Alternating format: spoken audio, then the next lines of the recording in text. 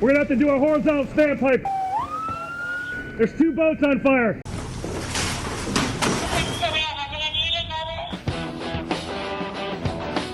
There's a firefighter's prayer asking for the strength to save a life and the ability to hear the weakest shout.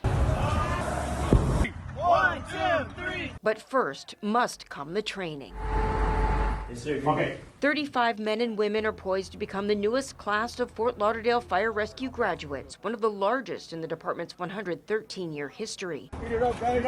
The plan, more people on trucks, more help for the roughly 55,000 service calls each year. Minimum 4 people to move somebody. This many cadets is going to completely change the face of our department and the availability of our level of service to the community.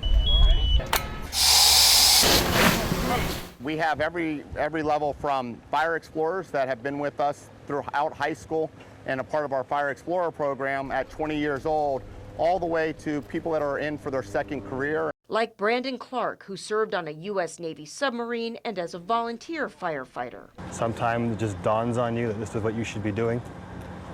And you swallow your fears and go down that path. And former fire explorer and paramedic Dunya Malaji. I always liked the medical field, and then my mom told me to just do an EMT class. I tried it out, and I fell in love for my first ride-along. Then there's Cheyenne Lagman, who lost her own home to a fire as a 5-year-old in Hollywood. Me and my brother, we had our animals, so when a firefighter came to me with my bunny, I knew something like, I know I lost my home, but at the end of the day, this is my family. That was my family, and that was all that was important to me. I knew this is what I wanted to do. On this Friday morning, they're going to practice being in a fire, examining how it behaves and putting it out. I went with them. No, on the back right there. Inside shipping containers set up to mimic a 2-story home, material is set on fire in what could be a side bedroom. Copy, fire and hole.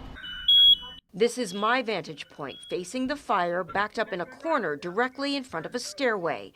The flames get more intense and spread outside the room. You can see the smoke starting to come a little bit closer to us as the flames are kind of clinging to the ceiling. Hey guys, so what you see here, this would be indicative of like a bedroom fire, right? When a bedroom gets going, the room gets exhausted, all the furniture, the bed, everything in there gets going. We can hear voices down the side hall to our left.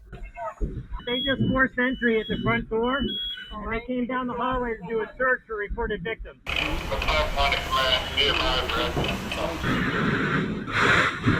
When the water comes, the room gets darker and the heat more intense. You can almost feel the steam through the gear, but the fire is out. Now, firefighters say for recruits who've never been in a situation like this, it can be very disorienting because you just cannot predict absolutely how hot it is, and the visibility at some points is almost nothing. Trainees enter a second fire. Your screen is dark, but that's exactly what the firefighter wearing this camera is seeing. Over here in the back. Yes, sir, I'm right here. What's going on?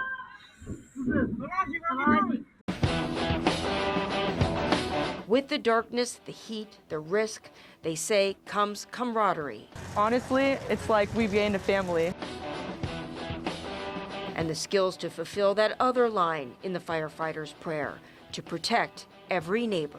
In Fort Lauderdale, NICOLE LINSALATA, 7 News.